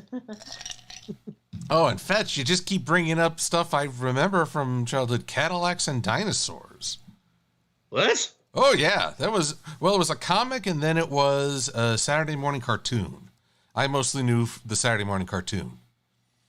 But yes. Cadillacs and dinosaurs. Why does that sound like an animated children's Jersey Shore? Well, I don't know about the Jersey Shore part, but, well, okay, yeah, one of them did dress like a tart. Oh, my. I wish like dinosaurs driving around in Cadillacs. That's just... That would have been something. You know, the idea is that there was some sort of apocalypse, never really explained.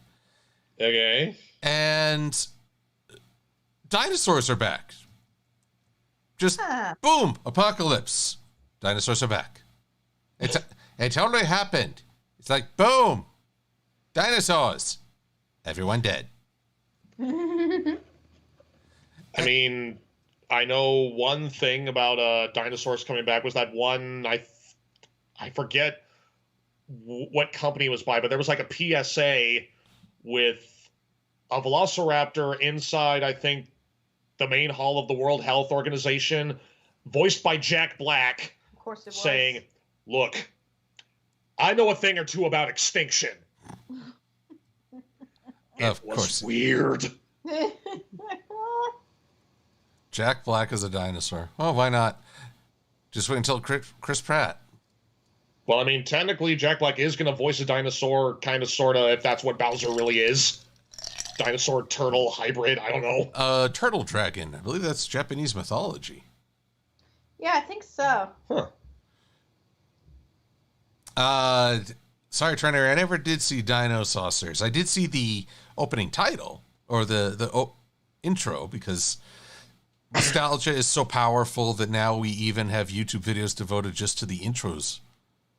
Yes. Although no one could tell me that the intros to Thundercats and Silverhawks weren't awesome.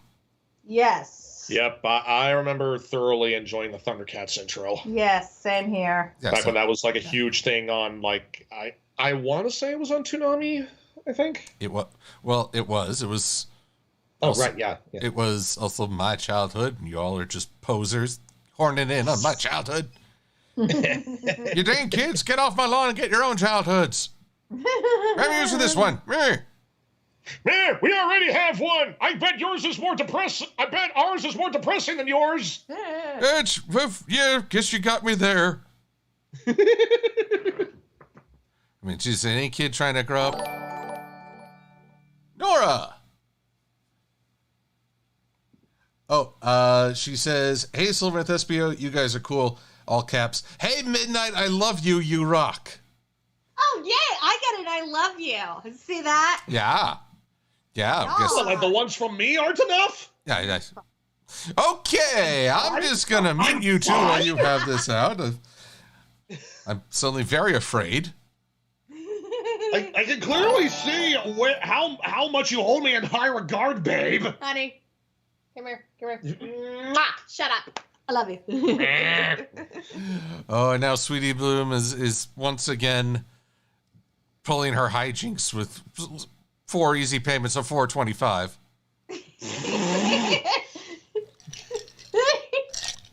Still baffles me. Not Sweetie Bloom. Please, that much won't even get you 3 seconds of our peep show. Oh, God. I beg your pardon? I feel that I have been privy to some unexpected information here. Has it not been made apparent that I'm a weirdo? I don't know. Go on about this peep show. Also, let's recall that there are children watching this, maybe. So, let's see. They know what they were getting into. Let's see you get out of this one. I just feel like I have discovered something truly scandalous. And Sweetie Bloom is donated. So let's see here. $4.25 is $16. Yes, she's gonna. No, that's a multiple of 4. It'd be $17. Yes. So I don't know if you two know the joke behind this. There was a website that offers these custom duckies, rubber duckies. They're cosplaying. Okay. And I look because I think, hey, this might be a fun little gift for folks. And the website says, oh, yeah, you can pay, they're $16, or you can do 4 easy payments. And I look at this like, 4 easy payments for $16. Are they trying to resurrect TV infomercials? I'm just like, have we really fallen this far? Have we learned nothing? Wow. I don't know anymore. I don't want to live on this planet anymore. So, hearing my outrage at this, my squeaky outrage, Sweetie Bloom has been showing her generosity in 4 easy payments. I see a Sweetie Bloom in the YouTube chat. Hi, Sweetie. Hi. Yes, indeed. Also, there's a Rainbow Dash. Hello, Rainbow. Ow. Let's see here. Sam the Eagle, you are all weirdos. Ease. And Sweetie says a silver peep show would be much more than $17. I don't know. It depends on what's peeping. Are we talking one kind of peep, or are we talking about the marshmallow kind, or just one of many bird sounds he could make? Beep, beep, beep. Actually, I admit it would be kind of funny you get everyone for a peep show and it's just dancing marshmallows. Oh my gosh, that'd be hilarious. So I'm just now instantly reminded of this one gag from my all-time favorite anime, Bobobo. Oh my god. Where it was like, well, fry me up, it's the Miss Chicken beauty pageant. Though the sight of chickens in swimsuits sickens me, I must now choose a winner. Can we now please have an annoying display of spotlights to totally confuse things? Yes, exactly. I remember Bobobo. Especially in the first episode, Samba, Samba, Samba, Samba. Ole, ole, ole. He loves that show. I got him the complete series on Blu-ray for Christmas one year. Last year, actually. It was last year. It was actually what sort of pushed me to actually get a Blu-ray player. Yes, I was just like, this is the only version I can find, and sorry, we're going to have to get a Blu-ray player, but here you go. Merry Christmas. Now, I have to wonder, this complete series on Blu-ray, is it the American dub, or did it include Japanese subtitles? I believe it is both dubs, yes. Okay. The complete series with a Japanese and a English dub. Okay, because I remember I got like a DVD of the first volume of Bobobo. Mm-hmm. One, the menu volume was like twice as loud as the show. So you try to go to chapters and suddenly your speakers are blown out. Oh my god. Huh. But then I find out that they have the Japanese audio, but the subtitles are the dub lines, and by necessity, the dub was very different. Right? Yeah, it was very different. They definitely took what they had and actually expanded more. Like at least to me, this is one of the very few instances where the dub is actually better than the sub. At least for an American audience, was some of the puns and humor. Bobobo is very specific to Japanese culture. Exactly, yeah. It's one of the few times where Americanizing something was actually more to the benefit. Yes, so let it never be said that all dubs are inferior. Yeah. Yeah, of course. But also, I was like, hey, if I want subtitles, I want, the original subtitles. I don't think that's unreasonable. Yeah. Yeah, Shay? Yeah. Yeah. And like I said, they definitely expanded on what they have. I will say one drawback it did have for the English dub, there weren't too many quiet moments. It was one of those things where they had to fill in as much empty crevices with as much dialogue and jokes as possible. And sometimes it worked, but other times it was like, okay, this is a bit much. I mean, you're still funny. I will not deter you away from your humor, but give us some time to breathe. Just at least for a little bit, like maybe like 30 seconds or so. Yes, I remember it was pretty much constant, and at times you could see the joke coming. It's like they're running towards each other, all tearful. Bobo's about to smack him. Yeah. No witnesses. Basically. But yeah, watching that, it's where I definitely got a lot of my sense of humor. I consider it one of my biggest comedic influences. And I remember watching an episode or two with him, and I'm like, oh my gosh, this explains so much of Will's personality. Yep, pretty much. Like this one gag. It's like, well, why don't we just take the elevator and avoid all those other obstacles while taking the stairs? If I can make a suggestion, don't take the elevator. Please don't even look at the elevator. Please, please, please. I swear if you do and then my boss finds out, I'll lose my job. Oh, well, in that case, I'll be sure to tell him. Tick, ah! That sounds like a Bobobo, all right. The actual practicality. Yeah. Although my favorite was actually in the Bobobo manga. They had a guest appearance by Yugi Moto. Oh yeah, I know that moment. That was. It's like, I think I saw like someone do like a fan dub of that scene, and it was. Oh, okay. I can see where some jokes land overseas in Japan versus here. So, but yeah, that one was out there.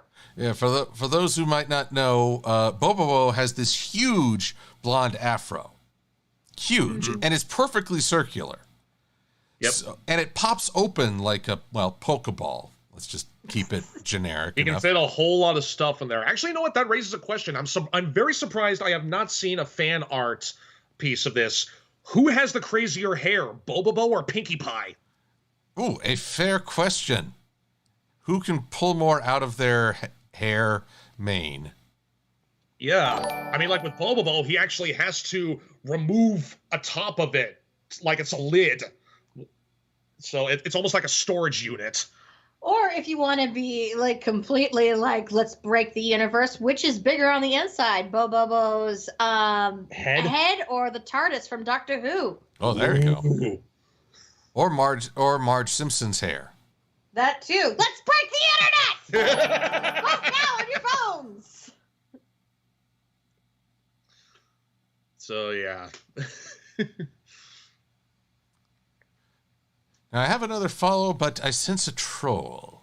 I do not know. No. I do not know. Troll.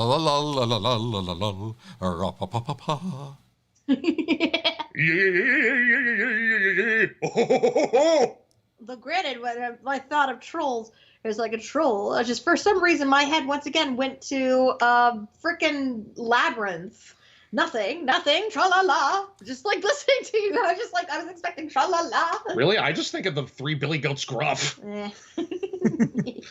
Actually, gosh, when I hear troll, I think of Undertale abridged. They made an abridged of Undertale? Oh, gosh, who was this? This was a person... Gosh, what was this? He used to be part of Machinima as part of the Sanity Not Included crew. I'll have to check it out. All right. Okay. Interesting. So, yeah. but I forget what it was called. It's not Undertale Abridged. Was it Undertale Were Realistic? I will say the little human child is very different. So, and even the various paths you can take is very different. Ah, nice. Okay, all right. I am cautiously intrigued. And I just saw this because in the chat on YouTube is like, who has seen the Norwegian monster movie Troll Hunter? I have. It's one of my favorite found footage films. I adore that movie so much.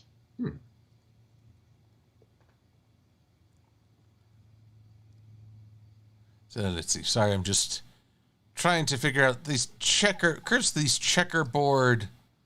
settings. Oh yeah, you're still working on your Sonic piece, right? I am. I mean, I'm just trying to fill in the background. This little square here, rectangle, is the artboard. So that's everything that's going to be visible. I just need to fill in the background and add some clouds, little ripples in the waters, have some happy little trees. Actually, I'm going to put a bush right there. It'll just be our little secret. It's our little secret. Don't worry about it. This is just a happy accident. We don't make mistakes. We just have happy accidents. Total power. Sing along. Have a good time. Well, great. I got that song stuck in my head. Thanks, everybody.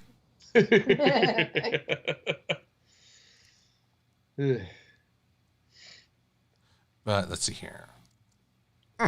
Just so trying to figure this thing out. Never easy. Never easy to figure out certain things. Figuring out requires brain power. My brain hurts. Meh. Unless you're a contestant on that one Nickelodeon game show, Figure It Out.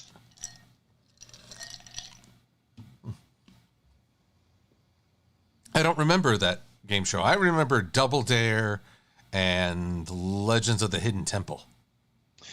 From what I recall, Figure It Out is basically they bring on contestants who have a very special talent, and these 4 Nickelodeon cast members have to ask questions and try to guess what that talent is by and I think there's like the main board piece is it's almost like blank blank word blank, something like they have to figure out a sentence of what that talent is and figure out certain words in certain spaces, and they're given hints along the way and have to try to figure it out. Does anyone remember a game show that was briefly on Fox called Bonsai? No, I've never even heard of that one. No, I haven't. Oh, it was apparently based on a Japanese game show, but they, of course, added what would now be considered a pretty offensive dub. Oh. But they would always have these very, very, very bizarre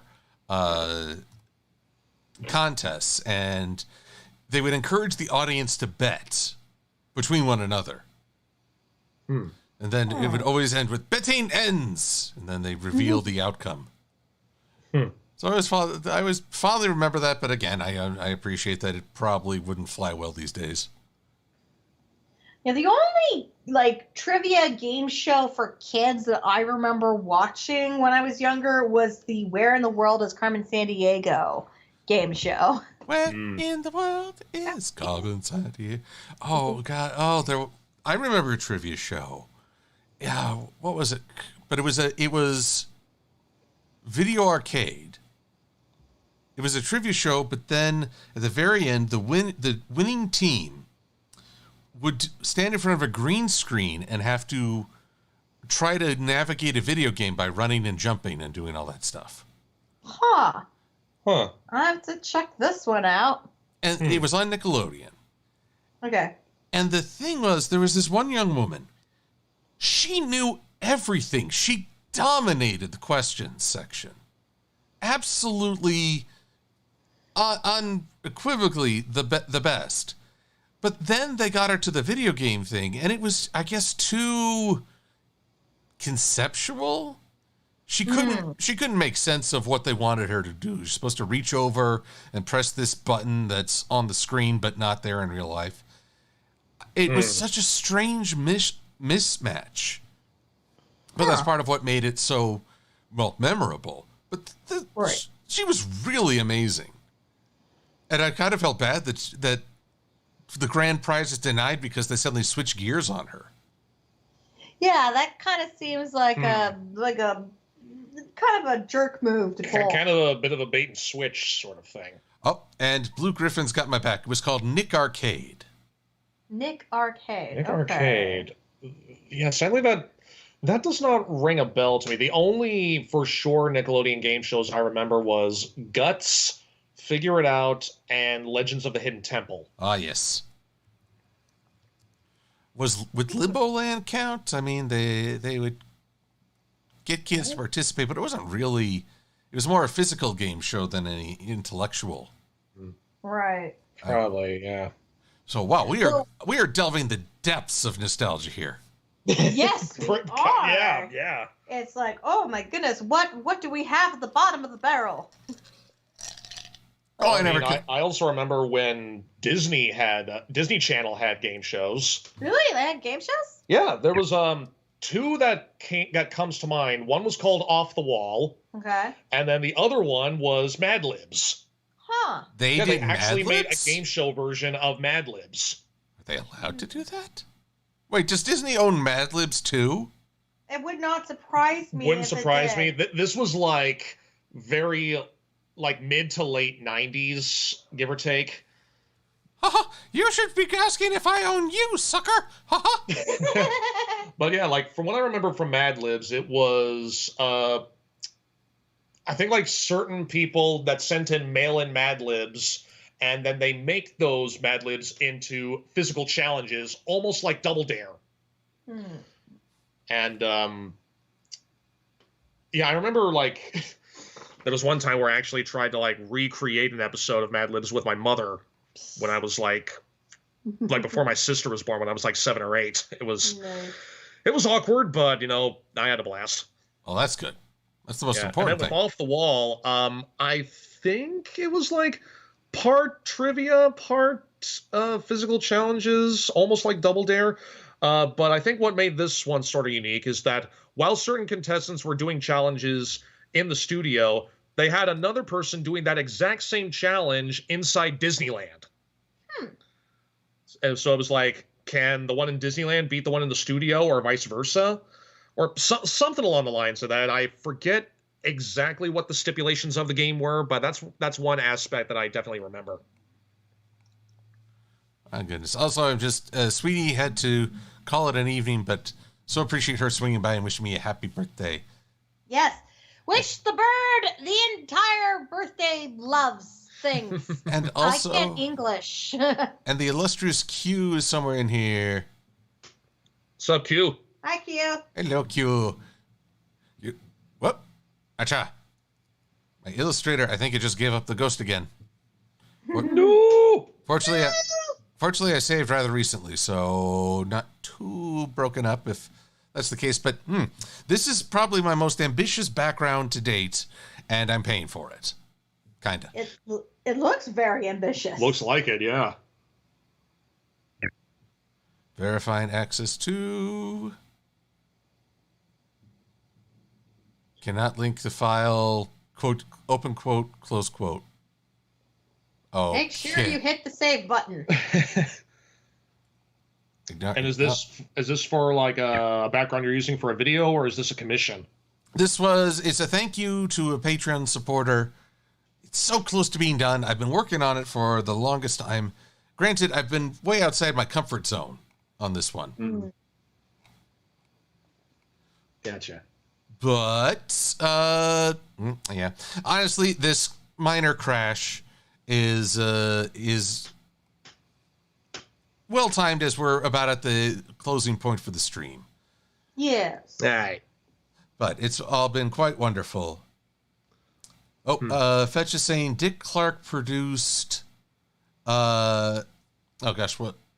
was it? Mad Libs. Yes, Dick Clark produced it, hosted by someone named David Sidoni. The name rings a bell. I would have to research it, but yeah, well, sounds about right. I hope it does, because I got nothing. Doesn't quite ring a bell.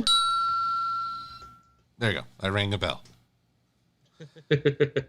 So, before we call it an evening, are there any projects you two would like to tease to let us know about? Let's see. Well, aside from the anniversary gift that I gifted to Katie along with Bliss's lovely animation, I actually would like to announce, I guess I'll go ahead and reveal spoilers. Next week, I'm actually going to be releasing a piano version of that same song. Yes. Because while I was producing it, I felt like, what does it sound like as a piano ballad? And I found an instrumental that was timed with everything else, and I felt like, what? I'll just do it for the heck of it. Yes. And I don't have any projects to push, but I do have an update on the short film Only You. We are so close to being out of post-production hell. We are so close. It's just one scene that we're just tweaking because we want to get it right. We've also hired a composer who is going to be writing original music and an original song. And the score for it? Yeah, that's what the music's for. And we also have a sound mixer on standby once the film is fully done. But we are so close, you guys. We're so freaking close. I can taste it. That's good production. Yes. All right. Excellent. Well, I'm going to switch gears while I have some dinner and put out a video of a grand unboxing of some wonderful gifts as a closing thank you to everyone for a wonderful birthday. All the well wishes and support have been so appreciated. Yes. Wish him all the birthday love. Yep. Oh. Midnight, the Champ to Stay has a question about any tips for fellow movie writers, but I feel like you could do a whole production video on those tips. Oh my gosh, there is so many things that go into screenwriting, like formats, what programs to use, and stuff like that. The best advice I could give you, outline your stuff before you write it, and then revamp the outline before you even go into a first draft. You're gonna go through a lot of outlines, because there are so many things that me and my other writing partners for other projects that we work on, we just we're outlining it, and then we go back over the outline and we're like, wait a minute, this doesn't work anymore because there's this now. Oh crap, we have to go back. And it's a lot easier to edit an outline than it is to edit a draft. So that is one of the biggest tips I can. Yep. Outline like crazy before you even go into your first draft. Outlines, bullet points, all that stuff. Just plan it out before you get into the nitty gritty of all the details. Also, it also depends on what exactly you're writing, whether you're writing a TV script or you're writing a film script or a short film script. There's a couple of books that you can read. Screen Maps is pretty good. Something Startling Happens is a really great beat for beat script writing book. It's just it gives you examples from past movies, and I highly recommend reading, definitely reading Something Startling Happens. Yeah. Excellent. Well, that's a good note to end on with encouragement to other creatives. So, Thespio and Midnight, thank you so much for joining me for tonight's stream. Thank you for having us. Thank you. It's been a lot of fun, and I hope you will both have a weekend where you're over the hump and more energized and able to enjoy the health you've invested in. Yes. Yeah, well, interestingly enough, after this, I am definitely feeling a little bit more energetic. So thank you, Silver, for that. It is helping, but I think I'll probably be back to full strength by tomorrow. All right, that sounds good.